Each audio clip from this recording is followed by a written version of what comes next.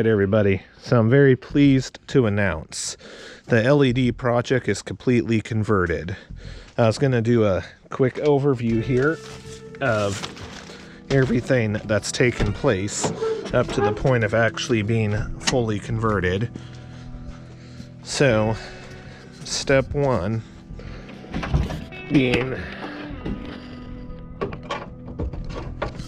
the initial electrical work.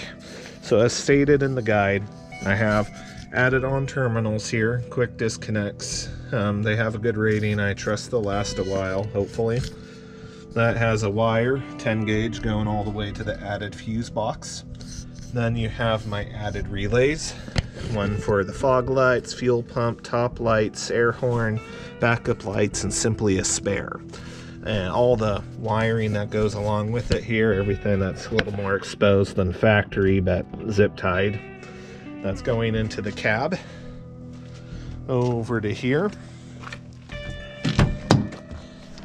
through the floor, or pardon, through the firewall down here to the switch panels for added top lights. Then the wire goes all the way over here through the body, then up to the channel, up to my waterproof connectors. Here you got the side pod lights, the rear light bar, the other side, and then the actual front light bar. I also have the fog lights, of course, right here, added headlights. And inside under here, we're all LED'd now. 1, 2, and 1, 2 over here as well for the passenger side indicators. We go around to the back. You got the side indication lights. These, the rear lights as well. License plate lights. The added backup lights down there. And all that is now LED.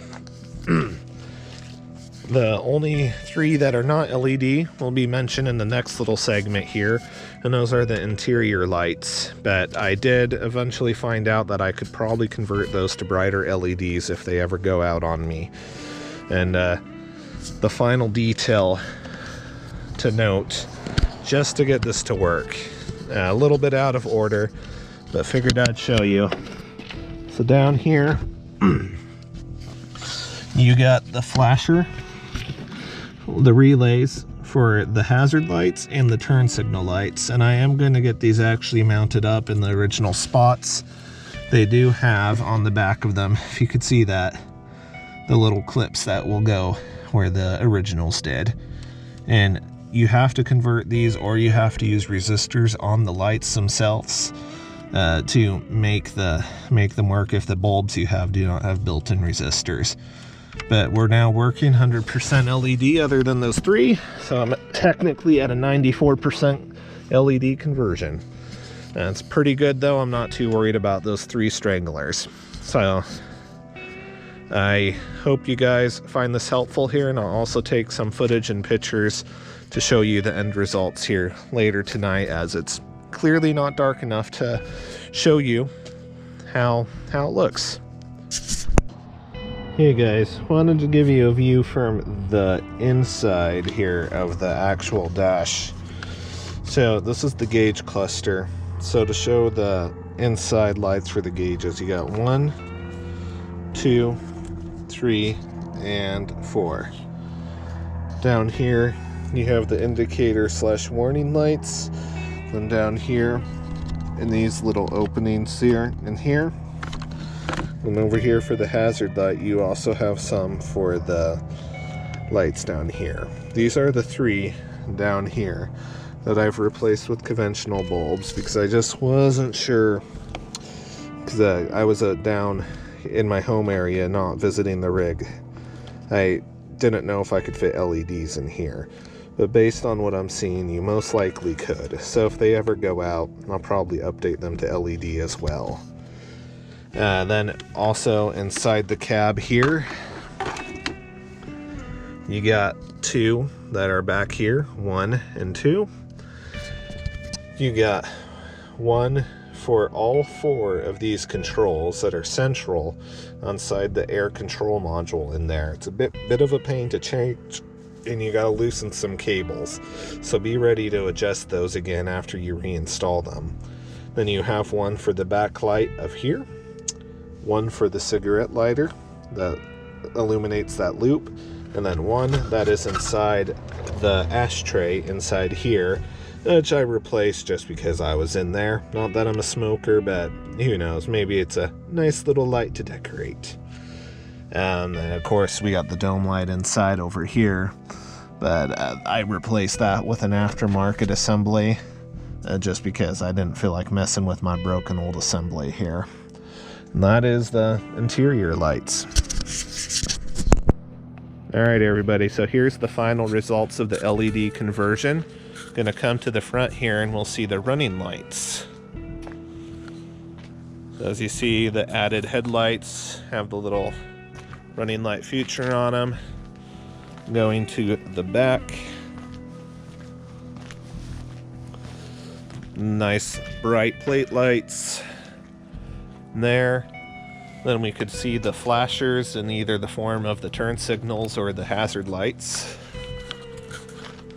All LED converted now, not running with one conventional. I have the updated relays. Those are coming out very well. And then the main headlights, low beam, and then the high beam. So it's a little hard to tell with all the street lighting here, but when you're in the middle of nowhere, that's pretty effective. And then, just for a quick show, the top lights. You can just turn all the top lights on in the... Alright.